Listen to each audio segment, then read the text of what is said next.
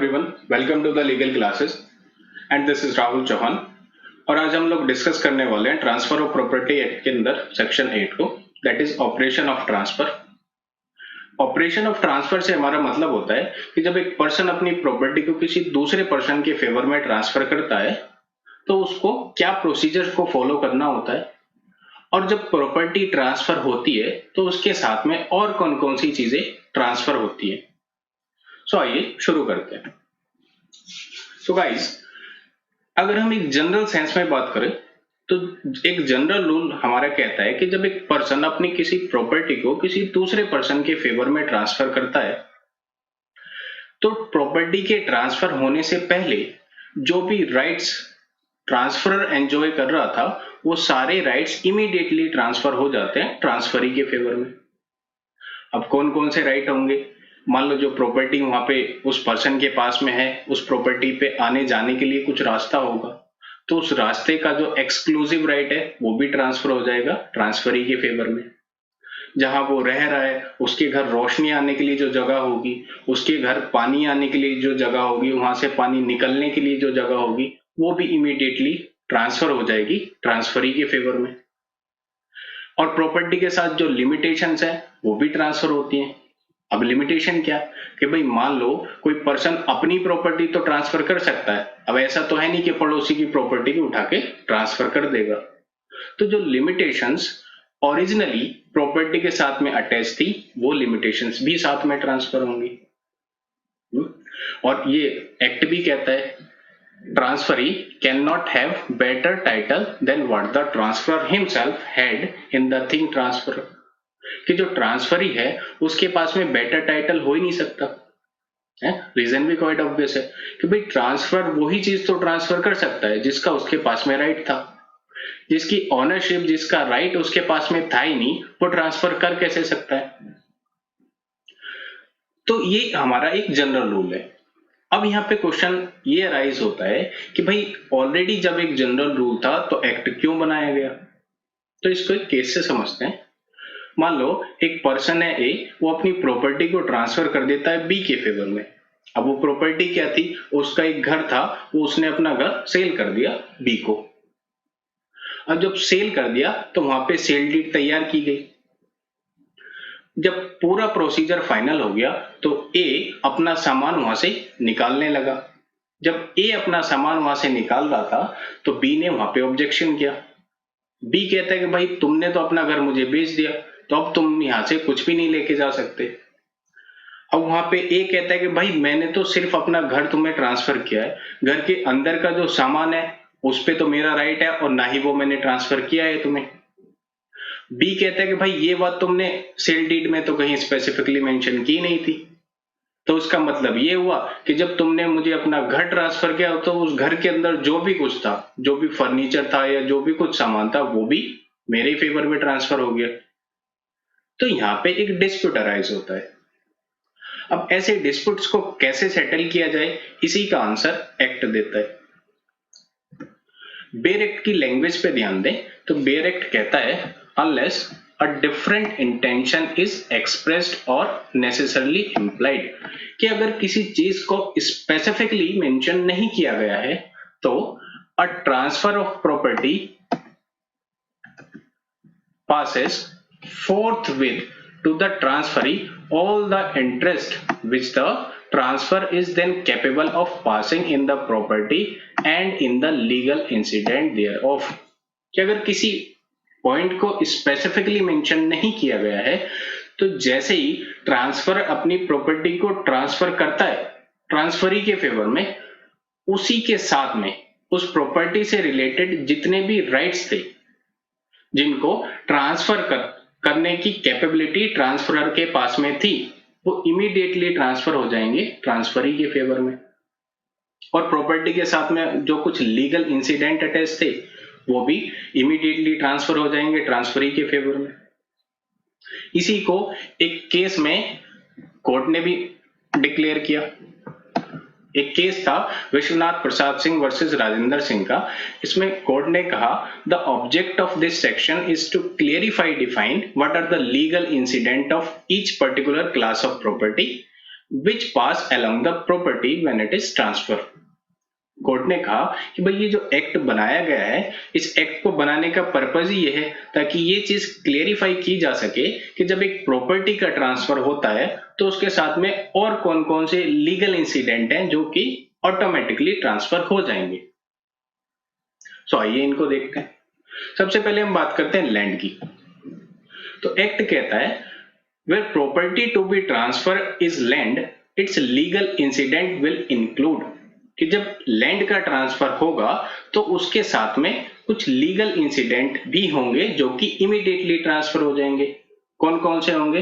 पहला है हमारा ईजमेंट अटैच टू इट, उस प्रॉपर्टी के साथ में जो भी ईजमेंट अटैच है। अब ईजमेंट से हमारा मतलब होता है सुखाचार से, यानी कि सुखाचार, इसको हम एक जनरल सेंस में बात करें तो एक ऐसा राइट जो कि किसी प्रॉपर्टी का ऑनर एंजॉय करता है। क्या राइट हो सकते हैं? मान लो अगर किसी पर्सन का घर है तो उस घर पे आने जाने के लिए जो रास्ता होगा वो उसका राइट होगा, उसको कोई ऑब्स्ट्रक्ट नहीं कर सकता है। या उसका ये भी राइट है कि वो कोई थर्ड पर्सन उसकी प्रॉपर्टी में एंटर ना कर सके, उसको रोकने का राइट भी राइट ऑफ ईजमेंट में आता है। उसके घर हवा पानी आने का जो रास्ता होता है ये भी राइट ऑफ ईजमेंट में ही आता है। उसके पास में जो भी लैंड है या जो भी घर है उसके ऊपर कोई अलग से वो कंस्ट्रक्शन करना चाहता है, कोई नई बिल्डिंग खड़ी करना चाहता है तो वो भी उसका ईजमेंट राइट में आता है। तो जैसे ही कोई लैंड का ट्रांसफर होता है वैसे ही उसके साथ में जो ईजमेंट अटैच थे उनका भी ट्रांसफर हो जाएगा।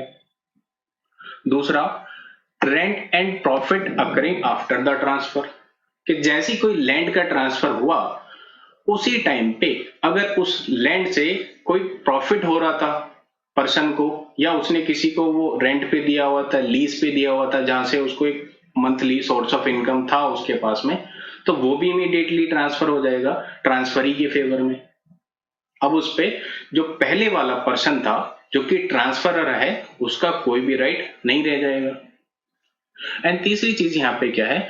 All the things attached to the earth like all the house structure and trees standing on the land are transferred, कि जैसी लैंड का ट्रांसफर होता है तो उस लैंड के साथ जो भी कुछ परमानेंट फॉर्म में अटैच है, मान लो उस पर कोई बिल्डिंग बनी हुई है या कोई एक दूसरा स्ट्रक्चर तैयार किया हुआ है या उस लैंड पे कुछ ट्रीज खड़े हुए हैं, तो उनका भी ट्रांसफर हो जाएगा इमीडिएटली ट्रांसफरी के फेवर में। अब उनपे ट्रांसफरर का कोई भी राइट नहीं रह जाएगा। इसी चीज को क्लेरिफाई किया कोर्ट ने रामचंद्र वर्सेस कल्याण सिंह के केस में। ये केस था जिसमें जो सेलर है वो अपनी लैंड एक पर्सन को सेल कर देता है, लेकिन वहां पे एक कंडीशन रखता है कि भाई मैं ये लैंड तुम्हें सेल कर रहा हूं लेकिन इस लैंड के ऊपर जो भी ट्रीज है उन पे तुम्हारा कोई राइट नहीं होगा। अब कोर्ट यहाँ पे कहता है कि भाई ऐसा नहीं हो सकता, जब तुमने उसको लैंड सेल कर दी है और जो ट्रीज हैं वो परमानेंटली अटैच है लैंड के साथ में, तो वो भी ट्रांसफरी के फेवर में ही ट्रांसफर हो जाएंगे, इसको तुम अपने पास में नहीं रख सकते। नेक्स्ट बात करते हैं मशीनरी की। सो अगर किसी मशीनरी का ट्रांसफर हो रहा है तो उस मशीनरी के साथ में जो भी मूवेबल पार्ट होंगे, यानी उस मशीनरी से रिलेटेड कोई नट बोल्ट हो सकता है या कोई स्टेयरिंग हो सकता है या उसका कोई कवर हो सकता है, वो भी मशीन के साथ ही ट्रांसफर होगा। और अगर मशीन किसी जमीन पे अटैच है तो उस जमीन के साथ ही मशीन का ट्रांसफर होगा। रीजन क्लियर है, क्योंकि मशीन जमीन के साथ में एक परमानेंट फॉर्म में अटैच है और उसको वहां से सिवर नहीं किया जा सकता। तो लैंड के ट्रांसफर हुए बिना मशीन का ट्रांसफर पॉसिबल नहीं है। उस केस में मशीन और लैंड दोनों का एक साथ में ट्रांसफर होगा ट्रांसफरी के फेवर में। नेक्स्ट हम बात करते हैं हाउस की। तो हाउस के लिए जो हमारे लीगल इंसिडेंट होते हैं वो होता है हमारा ईजमेंट राइट। ईजमेंट राइट वही होंगे जो अभी हमने डिस्कस किए लैंड के केस में, राइट ऑफ वे, आने जाने का रास्ता, हवा पानी का रास्ता, ये सब ट्रांसफरी के फेवर में ही ट्रांसफर हो जाएंगे। Next one is the rent and profit occurring after the transfer. Transfer होने के बाद में जो भी रेंट मिल रहा है वो भी अब ट्रांसफरी के फेवर में ही ट्रांसफर हो जाएगा। भाई मान लो एक पर्सन ने अपना घर सेल कर दिया किसी थर्ड पर्सन को, और उस घर में पहले से कोई टीनेंट रह रहे थे, कुछ किराएदार रह रहे थे, जहां से उसको हर महीने कुछ आमदनी हो रही थी किराए के तौर पे, तो अब वो जो किराया है उसे लेने का राइट भी ट्रांसफरी के पास में आ जाएगा। Next one is the lock and keys, Windows and all other things provided with it for permanent use. जब घर का ट्रांसफर होगा तो घर के साथ में वहां पे जो खिड़की, दरवाजे, ताले होंगे उनका भी घर के साथ ही ट्रांसफर हो जाएगा, क्योंकि वो घर के साथ में एक परमानेंट फॉर्म में अटैच है, उनको वहां से सिवर कर पाना पॉसिबल नहीं है।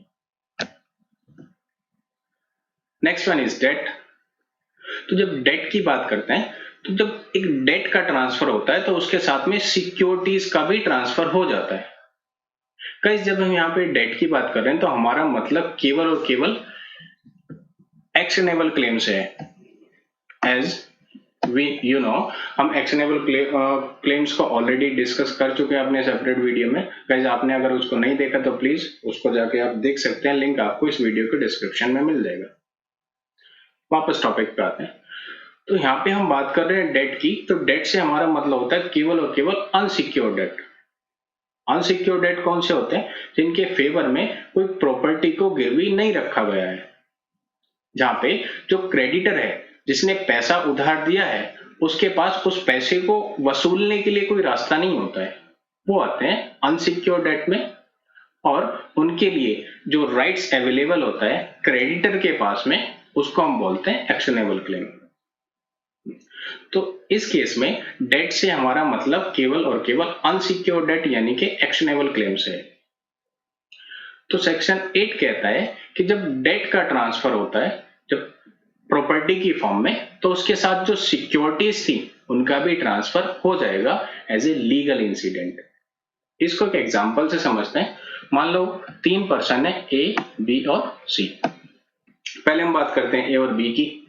अब ए ने लगभग 50,000 रुपए उधार लिए बी से और सिक्योरिटी के तौर पे अपनी बाइक वहां पे रख दी, जिस बाइक की उस टाइम पे जो मार्केट वैल्यू थी वो 10,000 थी।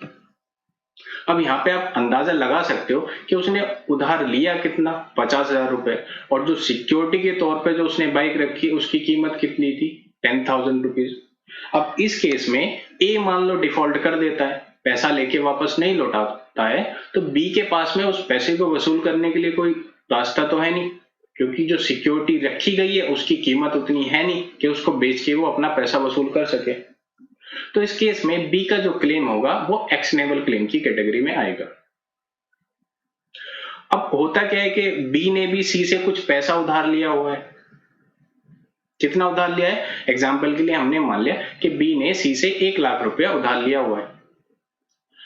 अब इस केस में होता क्या है कि जो बी है वो अपना क्लेम ट्रांसफर कर देता है सी के फेवर में। क्यों कर रहा है? क्योंकि भाई बी ने खुद सी से पैसा उधार लिया हुआ है।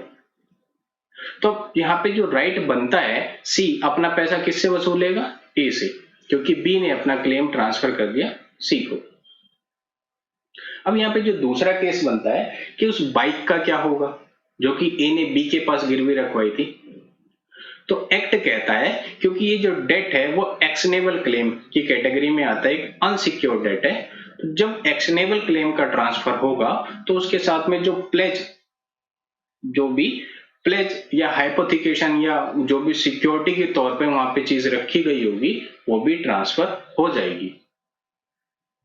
लेकिन अगर मान लो ए ने उस बाइक को पहले किसी थर्ड पर्सन एक्स के पास में गिरवी रखा हुआ है, उस केस में जो बी है वो अपनी बाइक को ट्रांसफर नहीं कर सकता सी को। नेक्स्ट बात करते हैं मनी की। मनी से हमारा मतलब होता है कि जब मनी का ट्रांसफर हो रहा है एक प्रॉपर्टी के तौर पे, उस कंडीशन में होगा क्या कि मनी के साथ में जो दूसरे इंटरेस्ट हैं वो भी ट्रांसफर होंगे।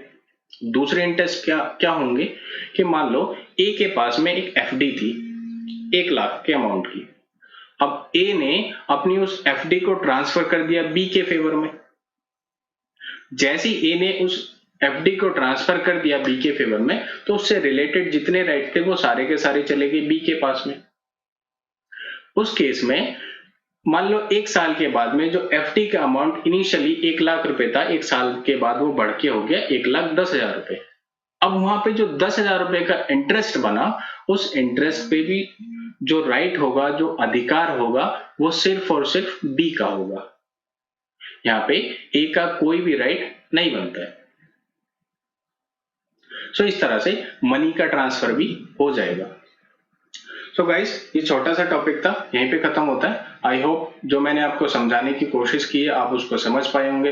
एंड गाइस, वीडियो अगर अच्छा लगा हो तो please like and share the video and subscribe the channel. Thanks.